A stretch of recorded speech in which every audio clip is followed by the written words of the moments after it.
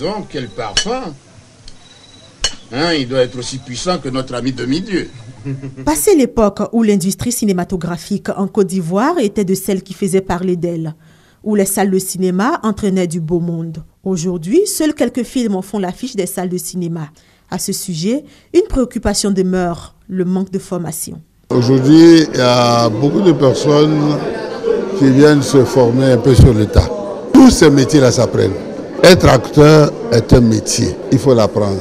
La professionnalisation du métier est un défi à relever. Des écoles spécialisées apportent aujourd'hui leur contribution en formant, par exemple, dans le domaine de l'actorat, avec l'acquisition de techniques et de savoir-faire étant indispensable à la profession. L'école d'actorat qui s'ouvre est une école pour apprendre à faire du théâtre, donc plus tard du cinéma.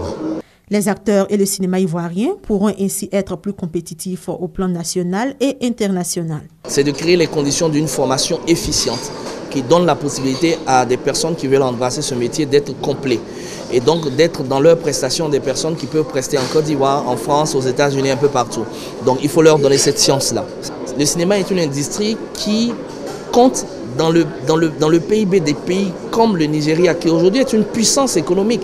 Quand une puissance économique a le cinéma comme un maillon essentiel de son économie, pour moi, il n'y a même plus à réfléchir. Faisons en sorte donc que le cinéma ivoirien puisse aller là où il faut. 50 ans après, les Ivoiriens nourrissent un secret espoir de voir le cinéma revenir à ses heures de gloire avec le souvenir de grands noms tels que Fatika Kramo Lanciné, Roger Nyuambala, Feu Henri Dupac et Yeo Kozoloa, pour ne citer que ceux-là qui ont fait les beaux jours du cinéma ivoirien.